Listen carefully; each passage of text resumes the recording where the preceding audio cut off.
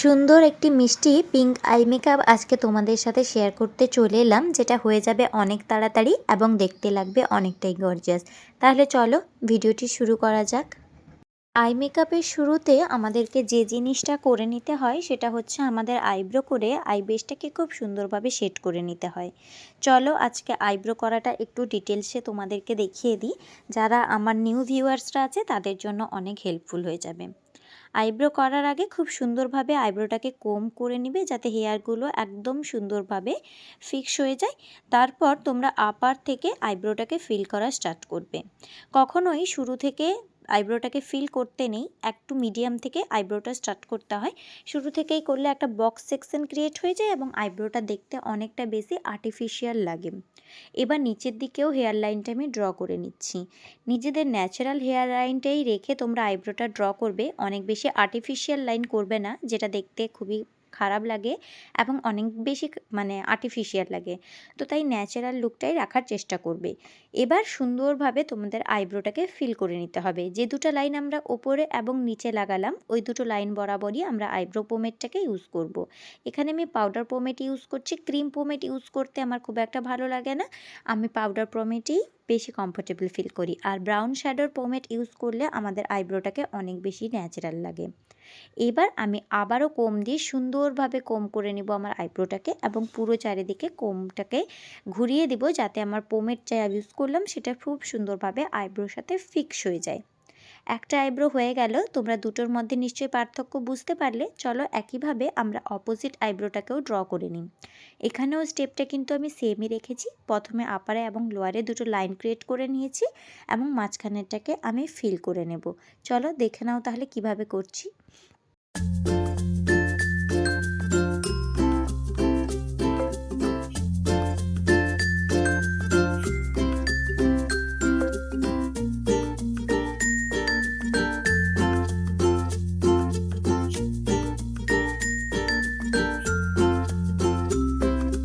Eyebrow fix করে নেওয়ার পরে আজকে যখন বেস মেকআপ করেছিলাম তখনই চোখে কনসিলারটা ব্লেন্ড করে নিয়েছিলাম, তাই তোমাদেরকে দেখাতে পারলাম না।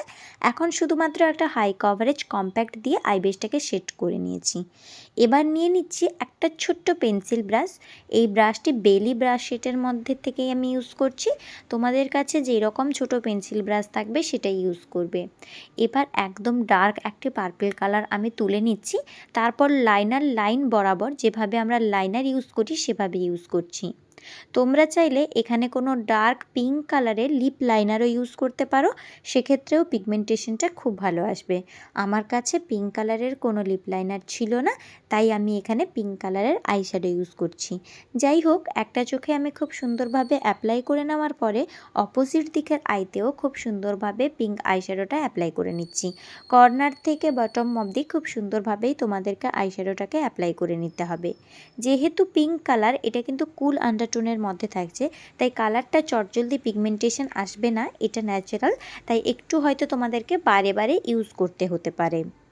এবার আমি পিঙ্কের ওপরে একটু বেবি পিঙ্ক কালারটাকে নিয়ে সুন্দরভাবে পিঙ্কটাকে ডিফিউজ করব বা ব্লেন্ড করব, যাতে পিঙ্ক কালারের কোনো রকম হার্শ লাইন মেকআপটাতে না দেখা যায়। হার্শ লাইন দেখা গেলে মেকআপটা দেখতে একটু খারাপই লাগে। একদম বেবি পিঙ্ক কালারটাকে নিয়ে ব্লেন্ড করব। আমি সেম ব্রাশেই ব্লেন্ড করছি, যাতে আমার কালারটা চারিদিকে চোখে ছড়িয়ে না পড়ে। আমি যেখানে চাইছি একদম প্রপার ওই জায়গাটাতেই প্লেসমেন্ট হয়। তো তোমরাও যদি পুরো চোখে এটা লাগাতে চাও তো লাগাতে পারো, তবে আমার মনে হয় এভাবেই তোমরা প্রথমে ব্লেন্ডিং করে নেবে। তারপর একটা ফ্লাফি ব্রাশ নিয়ে নিবে, যেমনটা আমি তোমাদেরকে দেখালাম। তারপর এই ব্রাশটাকে নিয়ে আমরা শুধুমাত্র ওই পার্পল কালারটিকে নিয়ে নিব। যে পার্পল কালারটি আমি নিলাম মিডিলের জন্য, লাইট পার্পল, ওই লাইট পার্পল কালারটিকে নিয়ে আমি সুন্দরভাবে আইলিড বরাবর ব্লেন্ড আউট করে দেব। এবং তারপর স্কিন কালারের একটা ব্রাউন শ্যাডো নেব, যেটা আমাদের স্কিন কালারকে ম্যাচ করছে।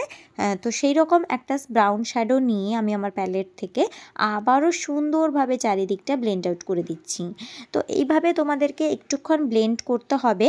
খুব সুন্দরভাবে ব্লেন্ড করলে তোমরা আই মেকআপটাকে দেখতে আরও বেশি অ্যাট্রাকটিভ লাগবে, না হলে আই মেকআপটা একটু কেকি হয়ে যেতে পারে, কোথাও কোথাও হার্শ লাইন দেখা যেতে পারে। তো দেখো সুন্দরভাবে ব্লেন্ড করে নেওয়ার পরে আমি আপার ক্রিজ লাইনটাকেও আবার সুন্দর করে ব্লেন্ড আউট করে নেব, যাতে পুরো আইলিডটা একদম প্রপার এবং প্রমিনেন্ট লাগে। কথা বলতে বলতে আমার আপার আই লাইনটাও ব্লেন্ড করা হয়ে গেছে। যেখানে একটু পিগমেন্টেশন কম লাগবে সেখানে আবারও একবার কালার দিয়ে তোমরা অ্যাড করে দেবে। That's it. তো আপার লাইনের কাজ হয়ে গেলে তোমাদেরকে করতে হবে লোয়ার ল্যাশ লাইনের কাজ। এই আই মেকআপটার সাথে আজকে আমি কোনো রকম কাজল বা লাইনার ইউজ করতে চাইনি। লোয়ার ল্যাশ লাইনেও সেমভাবে আমি পিঙ্ক কালার দিয়ে স্মাচ আউট করছি।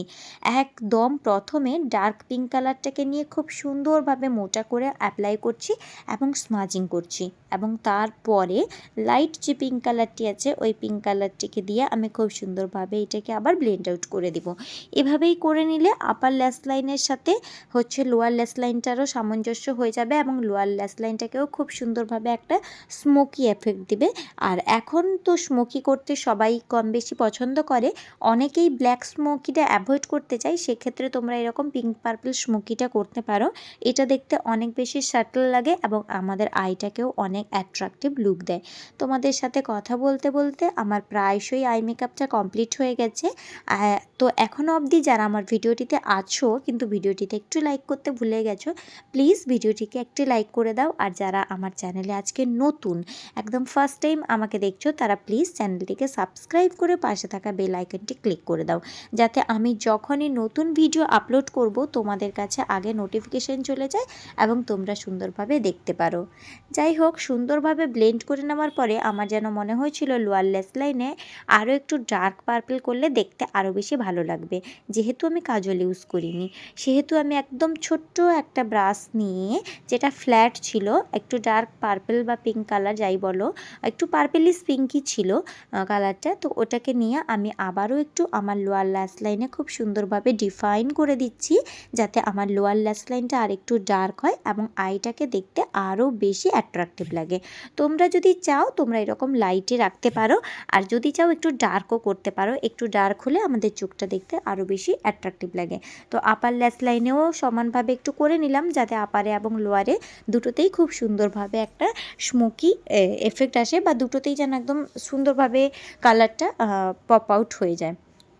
তো যাই হোক, আই মেকআপ তো আমার কমপ্লিট। এবার করে নেব মাস্কারা। আমি কোনো ফলস ল্যাশেস ইউজ করিনি, অনলি মাস্কারা ইউজ করেছি। আর এই মাস্কারাটা কিন্তু অনেকটাই ভালো ছিল। এটি আমি ইউজ করেছি হচ্ছে ইনসাইটের মাস্কারা। তো তোমরাও নিতে পারো বা তোমাদের কাছে যেটা আছে ওটাও করতে পারো, অসুবিধে নেই।